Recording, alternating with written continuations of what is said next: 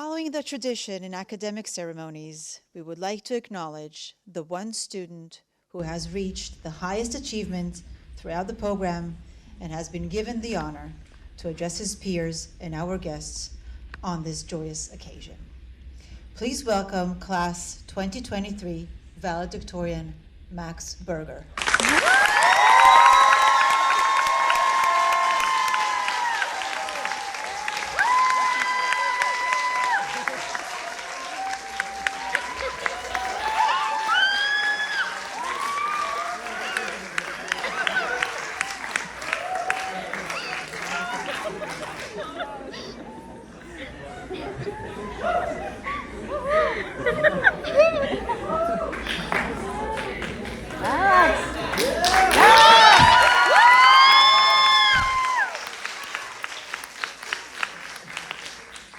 That was weird.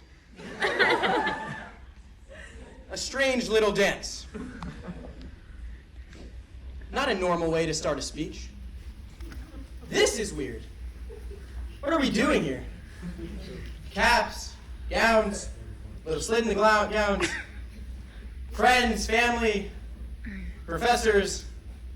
It looks like a graduation. It smells like a graduation.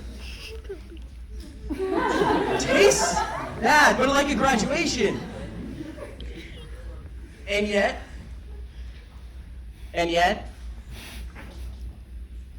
not a single person in this room is graduating today.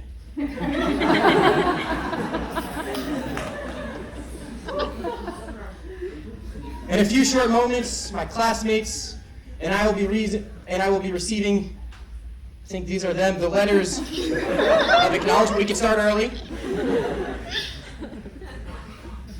And for the so-called class of 2023, 50% of us will be receiving degrees in 2024. And the other 50% will be studying in university next year as juniors and not receiving degrees till 2025.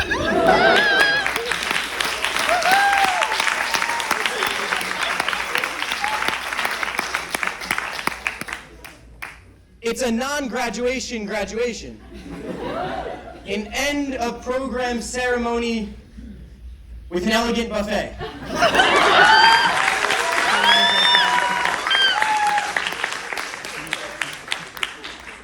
And so, my fellow end of programites, I want to take a moment to reflect on the weirdness of this event by looking more closely at this strangeness, at the weirdness of our experiences here together. It's actually a very fitting event for the time we've spent together.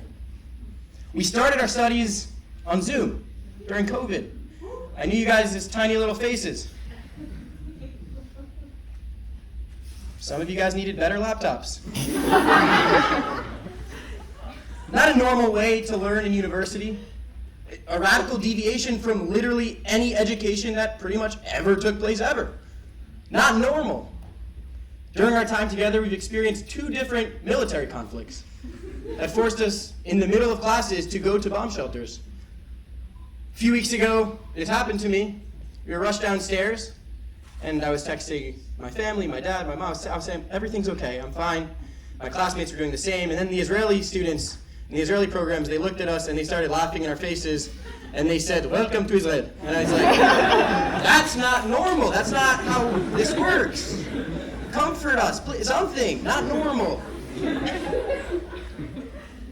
This year alone, we've had historic attempts at judicial reform. We've had historic protests against the historic attempts at judicial reforms. We've had historic protests against the historic protests against the historic attempts at judicial reforms.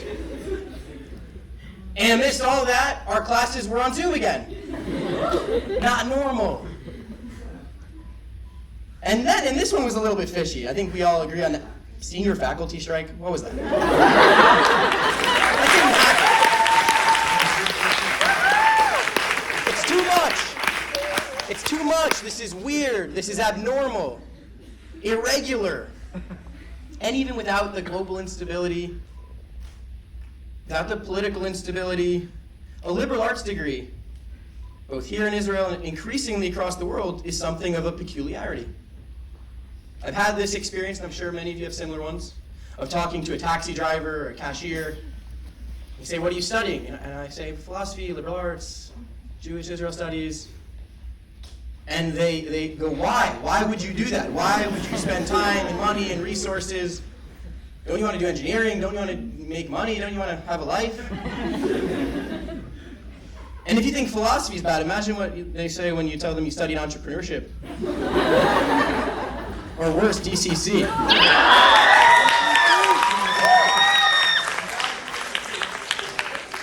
Glad I dodged that bullet. And perhaps you Columbia kids have less to worry about, you'll have a fancy Ivy League degree. But for the rest of us, there's no clear relevance. There's no direct path. Where do we go from here? And I want to take this time now to ask ourselves, to meditate on this idea of the abnormal, of weirdness. The colloquial connotation is negative. Very few people want to be thought of as the weirdo. No one wants to be thought of as abnormal, to be excluded. When we take a step deeper, there's something redemptive. There's a redemptive piece of being abnormal, of being weird, and of our experiences here, of this graduation. What does it mean for something to be weird? What makes something strange? Simply put, something is weird when it deviates from a standard or from a norm. It's a mismatch between what you might normally expect and how something actually is. When you expect someone to dress one way and then they dress another, we'd say they're dressing weird. As an example, if I was wearing shorts right now, it would probably be weird. If I wasn't wearing any clothing, it would be weirder. To even talk about it's a little bit weird. When you envision a graduation speech, you don't anticipate the speaker to talk like this, and then to talk like this, and then to do some this, and then keep doing. That's weird. You're all looking at me. That's weird. Why are you doing that? I get the point. You said, why are you doing this? Is weird. I'm being weird. It's a weird way to speak because it defies your expectations of what you might expect a normal speech to look like. And this dynamic of the weird, the abnormal, of the irregular is always present in our lives. You have a certain expectation, a certain idealized way of viewing the world. And when you actually encounter the world, you find that reality does not always neatly line up with that idealism, your hopes, your dreams. There is an impossible chasm between those two worlds, the ideal and the real. And I want to explore this idea a bit deeper with the help of a teacher of mine. Not from this program, not even from this generation, but from history, from Jewish history. And if you're in any of my classes, you've probably heard me reference this teacher. I'm referring to Rebbe Nachman of Breslov, a towering 18th and 19th century Hasidic master. And he famously teaches that the whole world, kol ha'ulam kulo, ha'ulam kulo, the whole wide world is a narrow bridge. Sing. Let's hold that image. What does it mean for the world to be a bridge? The world, life as it were, exists in this liminal space between stability over there, between normalcy over there. But the real is in the middle. It's on this bridge. It's not sure where to go, and it's tsar, it's narrow. There's dressing the right way, there's speaking the right way, there's thinking the right things, studying the right subjects, pursuing the right careers, listening to the right type of music, conducting your body in normal ways. There's the stable image of your idealized life out there, and then you have life itself. Reality hits, and you're confronted with the radical contingency of every given moment. You're forced to acknowledge the stormy waters that rage beneath your feet. You're on a bridge. The eternal stability cannot truly ever be grasped. And one day, everything you took for granted can be taken away. And Tel Aviv U, those weird experiences we've had, was a first-hand insight into this radical contingency of every given moment. COVID, war, political instability, they've threatened the stability of our physical and our mental health. We don't know when we have class and when we don't. I don't know what an excused absence is still. Am I penalized on the third or on the fourth absence? Is it different for OSPs?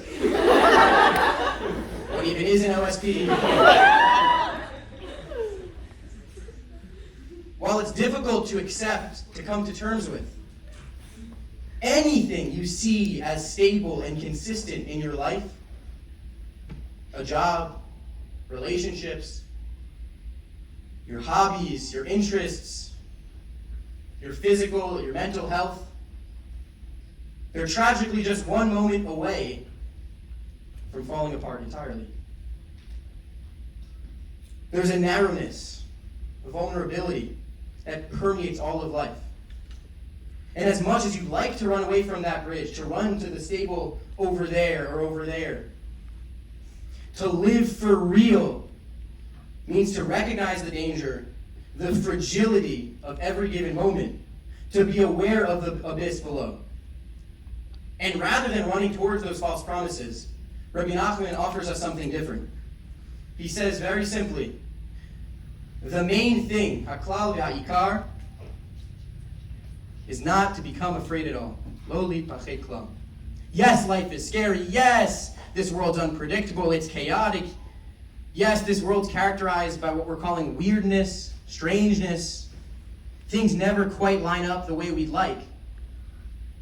But class of 2023, our experiences, our weird experiences here together, have given us the tools to heed Rabbi Nachman's wisdom, to courageously lean into the reality of our lived experience.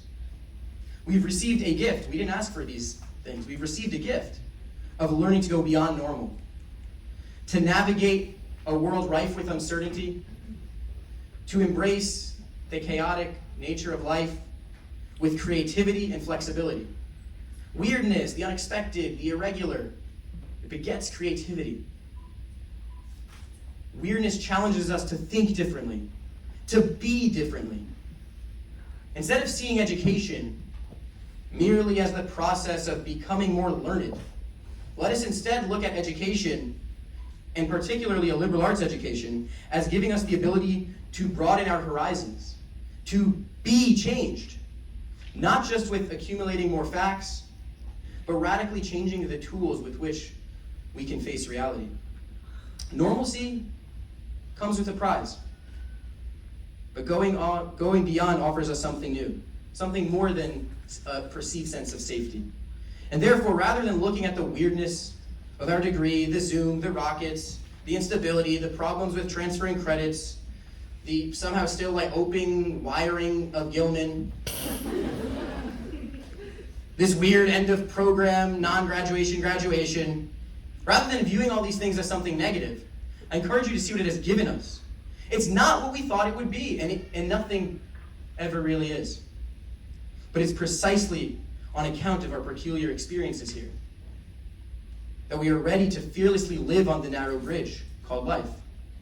And in that spirit, I'd like to thank Dean Cinnamon, Professor Eisner, to thank our advisors, Dr. Robin Shochat Pagon, Dr. Deborah Deitcher, and Professor Judith Kornblatt, for your roles in shaping this experience for us, for navigating, for gently guiding us above the chaotic waters below. And personally, the two professors who I've taken the most classes with, to Tomer and to Robin, thank you personally for guiding me in these past few years. And lastly, in the spirit of weirdness, because it kind of got less weird, right? It started pretty weird, and now we're a little less weird. But let's do something weird. Yeah, that says okay. Let's do something not normal, something creative, something fun. You guys do not look enthused. This side of the room, you're going to stick your left hand out, and you're going to do one jazz hand. When I count to 3, we'll do it. Because we're going to add some components here. It's got to be weirder than jazz hands. And this side of the room, you'll do your right hand with jazz hands. And then, when I count to 3, you're going to make weird noises. And you're going to make a weird face. Embody this weirdness. Embody the bridge. And if maybe some of you aren't as brave, you could clap and cheer. 1, 2, 3. The whole world is a narrow bridge, and the main thing is to not fear at all. Class of 2023, do not be afraid to be weird, to be brave, to be different, to daringly embrace the fragility of life on a bridge. Thank you.